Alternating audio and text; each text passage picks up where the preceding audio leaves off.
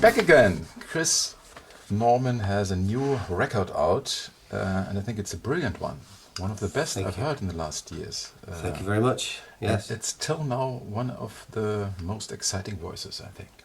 Well, that's very kind of you. Thank you very much. It's nice of you to say that. Because it's an album that is a mixture out of all. There are rock and roll songs. One is a little bit in the status quo direction. Two are in the direction of what we know as Smokey in the past. And there are some songs that try to be a little bit, well, one is try to be a little bit political. Let's talk about that all. Okay. Yeah. One of the old members is in the band as well, and on two songs is a co-writer from the old times. Most of all, you're doing the things on your own now. Is it better than it was when the others did it for you? I think so. It's like the best of both worlds now, you know, because one of the things when I left Smokey that I found difficult was being a solo artist, was that you had to be out there and you had the responsibility completely on your own shoulders, whereas with Smokey you always had the other guys to lean on, you know. And for instance, if you were ever doing a show that was really important and you were a bit nervous, you were all nervous. So you'd go on stage, and I remember being on stage sometimes thinking, oh God, we're playing this huge arena, and we'd all like look at each other. You had that feeling that you were with your mates. And when I went solo, suddenly that wasn't there anymore. But then over the years, as I've got my own band together, and now the touring band that are with me have been with me for years. Jeff Carline, the guitar player, started working with me in 1991, so he's been around for ages, and the rest of them have been around for quite a while too. Pete's not in the group anymore, but I did write a couple of songs on this. So it's kind of the best of both worlds, because I've got the feeling of the camaraderie of having a group with me, but and being like the front man of a group, which is what I am. I'm not like a solo artist like Barry Manilow or Cliff Richard or something. I'm a guy that's the front man of a band, and so I've got that feeling back, and yet I still have the control over what I want to do, what I don't want to do, without having to go to a committee meeting, you know. So it's kind of the best of both. Talking about the lyrics, I ask myself, when someone is that long in the business and he has a very quiet private life, talking about love and hate and things like this must be a little bit complicated. Well, you know, I've got experience of 62 years of life, and you know, everything pretty much that can happen to somebody has happened to me, more or less everything, but a lot of things. So I do have experience of life, and also I've got kids, and I see their ups and downs, and so you draw on that, and you draw on just things that you know about, or feelings that you've had before, or feelings of somebody you know.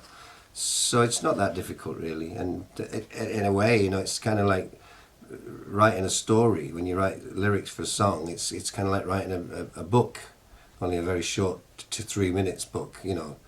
And if you've got like a theme or an idea for what you're writing about, then it's quite easy to expand on that just from things you know or whatever. So it's not really difficult, no. She's an angel in disguise, the sweetest girl I've ever seen. Most of the time it's about love, and I think it's interesting to create new stories about it, leaving, getting together, and love between 2 or 3 persons. Or 5 or 6. How do you start to develop the songs? On your own, and then the band will come to the whole thing when you're producing? Yeah. This. I mean, basically with this album, what I did was I started thinking about writing songs, because it's been a while since I did an album full of brand new songs, because the last one was Time Traveller was like a covers thing. The one before that was a compilation hits album. Yeah. So it's 2007 the last time I did any real writing for it, you know. So it was time, and I just started to feel like I could write, because the last few years I didn't really think there was much to write about, or I didn't have any inspiration for writing songs, and now I did again. Last year, I'm talking about the beginning of beginning of last year when I started thinking about writing songs for this album. So then I get into songwriting mode, and that means that all the time, whatever I'm doing, if I'm thinking about that, and for that reason, then you get ideas pop into your head. And if I'm not doing anything, I'll pick up a guitar or sit on a piano or whatever, wherever there's an instrument around. And the way that I write songs is usually music first. So if I come up with like a riff or a melody, generally speaking, when I come up with something which feels like it's come from nowhere, which is the best way to write a song, because if you feel like you're struggling and what can I write this about and which sort of song I'm going to write, it doesn't work. It's when you sit down and you just start playing and you're not looking for anything that something comes.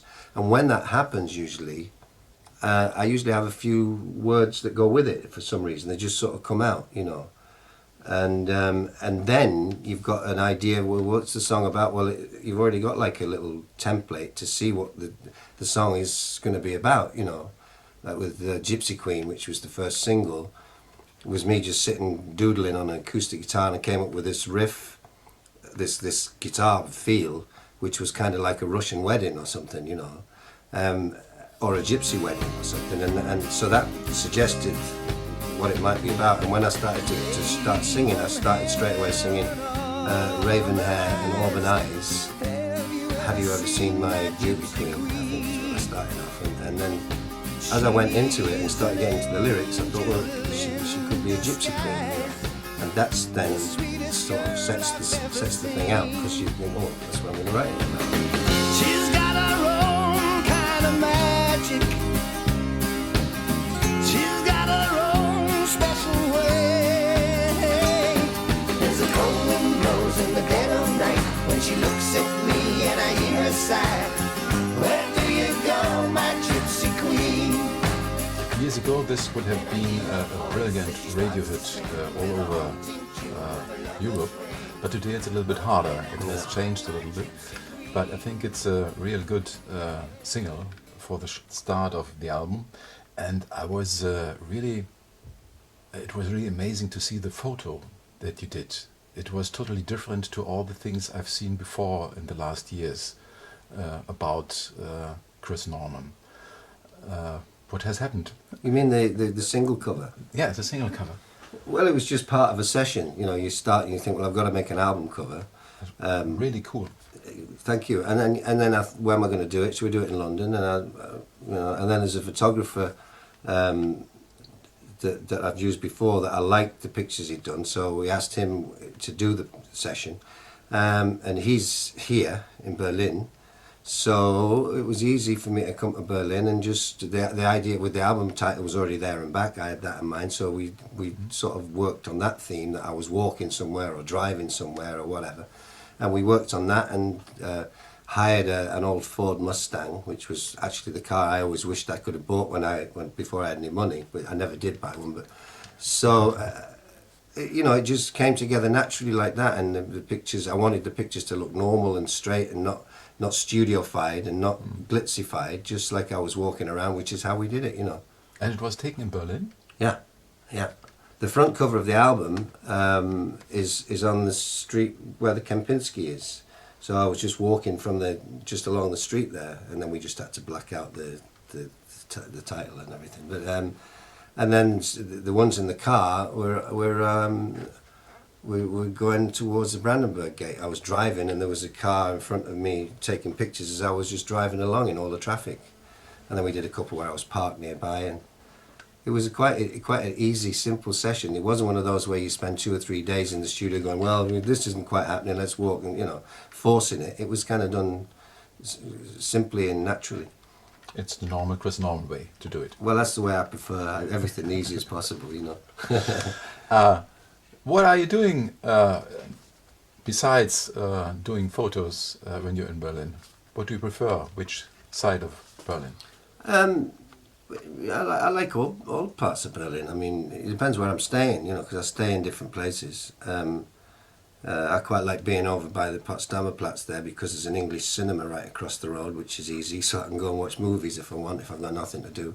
And there's plenty of shops, and there's the arcade and thing there where you can go in and just find everything. Or sometimes I stay over on the Kudamm area, and again, you're right near, or by the Europa Centre thing and the zoo. thing. I just like to be where there's things you can do, because if you're on your own, which I am quite often, you want to be able to walk out and find something to eat easily, or go to the shops quite easily, you know. So, you know, that's where I try and base myself, somewhere near where there's something going. I don't like to stay sort of out of town or anything, because then you can't do anything, you know, you're just stuck in your hotel room. But I like Berlin, you know, I like going in different places, and I've been here many times, as you know. And so it's there's different areas for different reasons, and you know, I like it. Do you have to wear sunglasses to hide yourself? No, I wear a big sock over my head. No, not really. I mean, you know, I don't mind it, you know, if people come up and they do when you're walking around, and quite often they do it like as if you can't see them, you know, like, I guess if they're used to seeing you on pictures or on TV or something, then you can't hear them when they say, oh look, Chris Norman, and you can't hear them. They say, if you're there, you know, oh, and they say, they nudge each other, it's Chris Norman, as if you didn't know, you know. But that's nice, I like that, you know, when that stops, I'm done, I guess, you know. Okay, is there a special place, a hint for the Berlin people where they have to go to Well, when you're not there, or when you are there? If they don't know, Yeah. how will I? You know, I just... No, because the truth is that living in Berlin, that does not mean that you know all the places. No, of course, it's like being in London or something, yeah.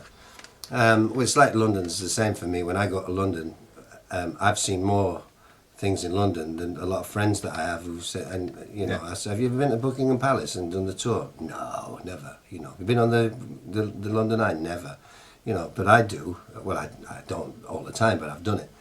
Yeah, I guess in Berlin, you know, I've been to a couple of places, museums and things like that, and gone and seen. There's a place where you can go and look where the wall used to be, and it shows all the different things. And there's places to do with the World War II and various things like that. And you know, there's nice parks, and Grunewald's a nice area to go out and eat. There's some restaurants on the lake there which are really nice, and just walking through the Tiergarten is really nice. You know, if you want to go for, when I used to stay in the Potsdamer Platz, it was really easy because I used to stay just across the road from where the Sony Centre and everything is, and just go across the road and through Sony Centre, and I was immediately in the Tiergarten. I'd go for a run there every day, you know.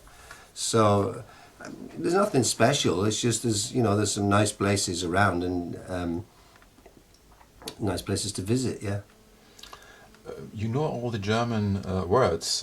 What about your German? It's getting better and better? Or?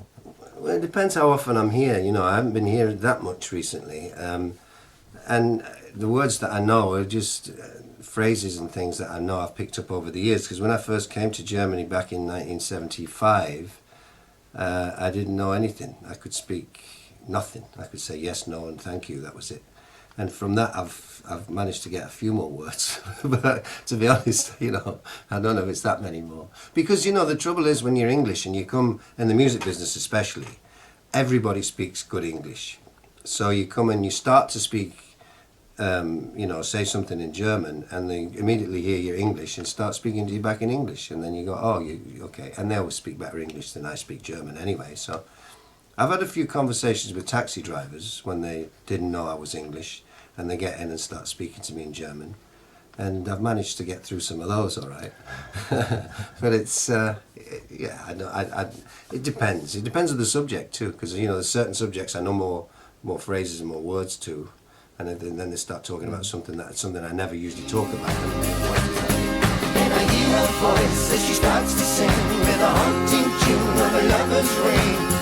Oh, play that song, my gypsy queen. Coming back to the album, as I said, there is one political song, and you've written it together with your drummer. Yeah. Interesting. Is he writing songs normally? No, he doesn't know. But actually, Jeff, the lead guitarist, does, and Axel, the bass player, does. But the others don't really. But I wanted them to, because I started off the album and I'd got 7 songs which I'd written completely. And I wanted more than that, obviously. So the next thing I did was I was at Pete Spencer's house, because Pete Spencer's not involved in the band at all, and he hasn't been for years. But I still see him a lot, you know, we're close friends. And I was over at his house, and we were talking about the new album, and I played him a couple of demos that I'd done. The first song I wrote for the album was I'm Gone, which is the first track.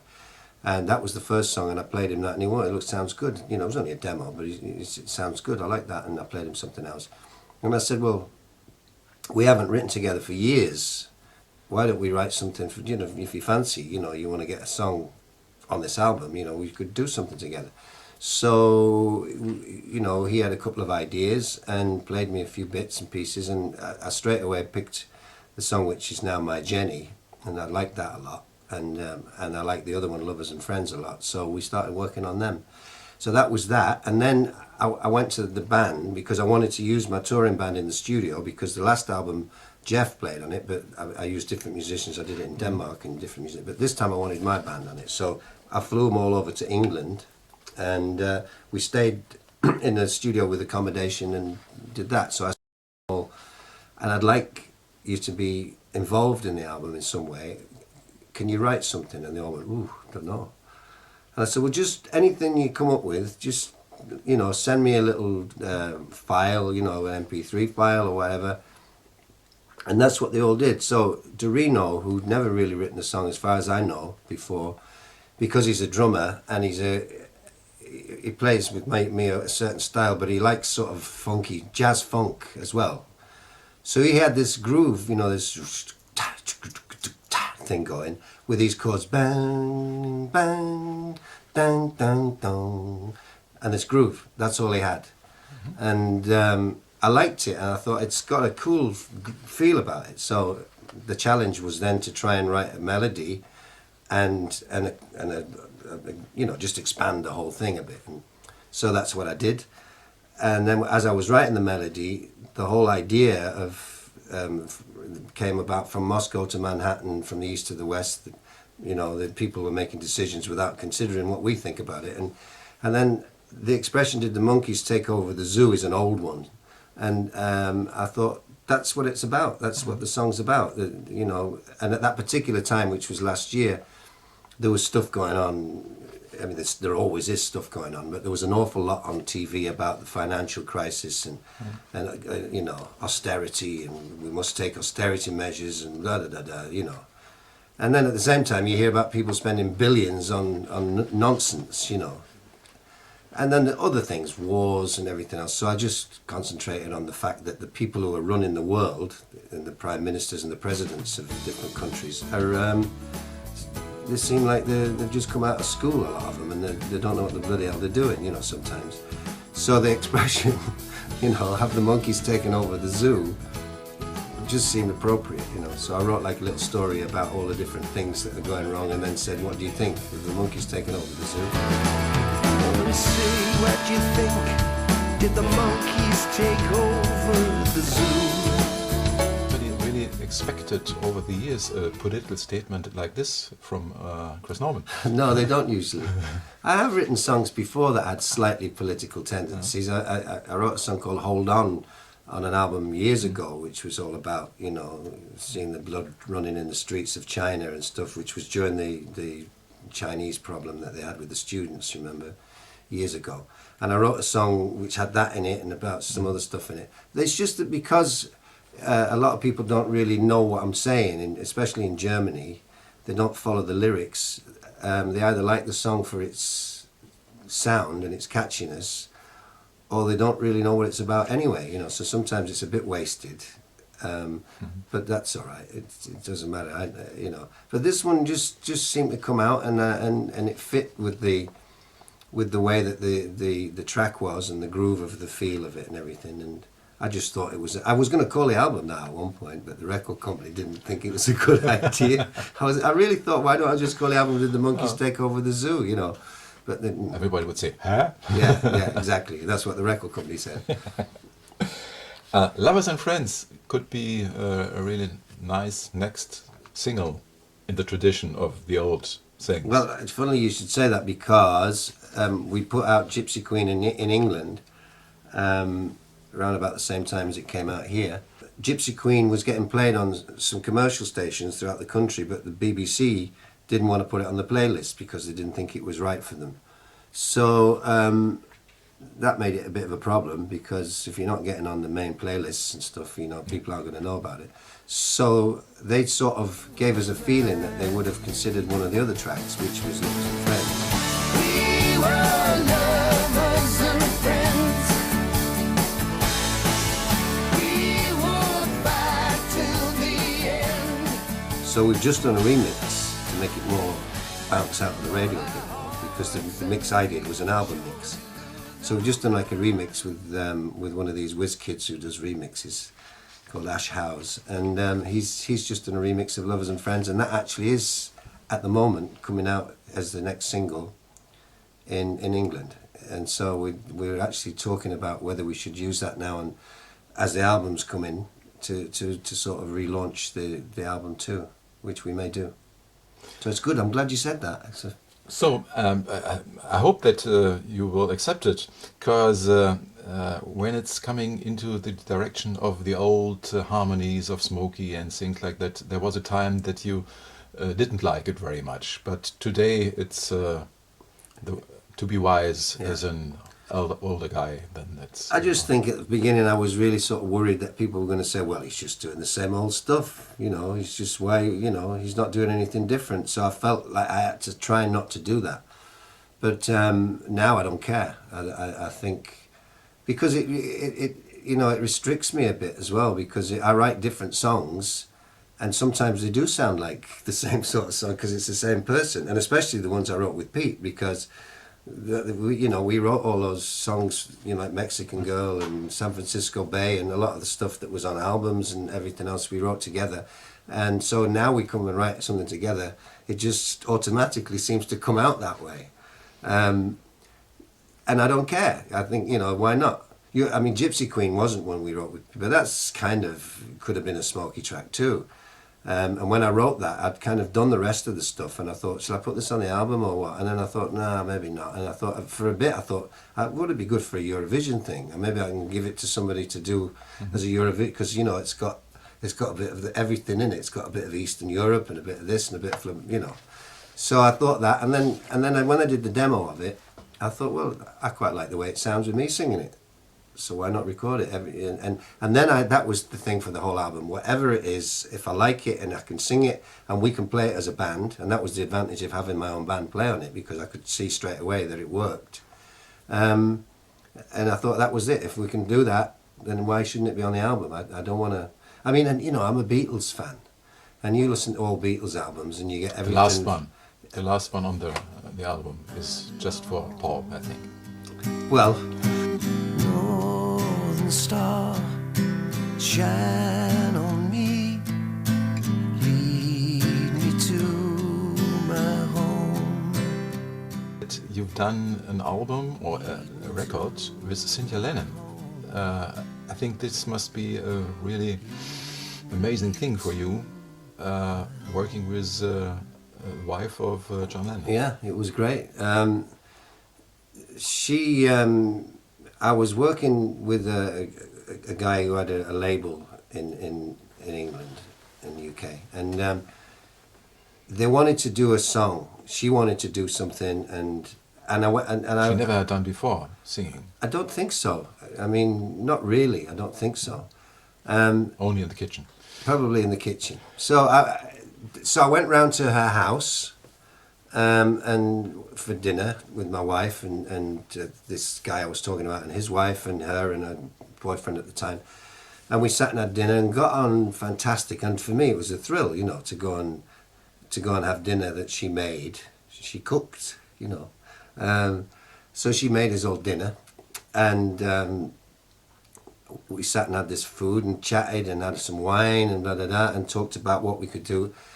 And I said, I've got this song called Walking in the Rain, which I think would suit you. And also, why not re-record Those Were the Days? Because if anybody can say Those Were the Days, surely it must be you, So that's what we agreed. And then I went in the studio, my studio, and she came down to my place and for a few days and kept coming backwards and forwards. And we recorded it. And it was great, and it was a great experience for me just having met her and worked with her, because she's a lovely person. She's a very down to earth and nice person. She's got no sort of side to her at all. She's just nice, and very easy to work with. Very easy. She said to me, that I've never done this before. You're going to have to walk me through it. You're going to have to direct me, and I did, and so it was fabulous to do that. The only problem was when the record came out and she went to do things to promote the record. Nobody wanted to talk about the record at all. They just wanted to talk about what it was like living with John Lennon, obviously.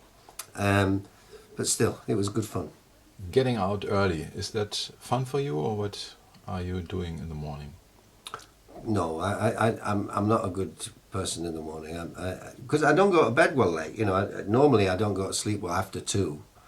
I guess it's just I can in certain situations if I have to, but my natural rhythm is 2-ish to 10.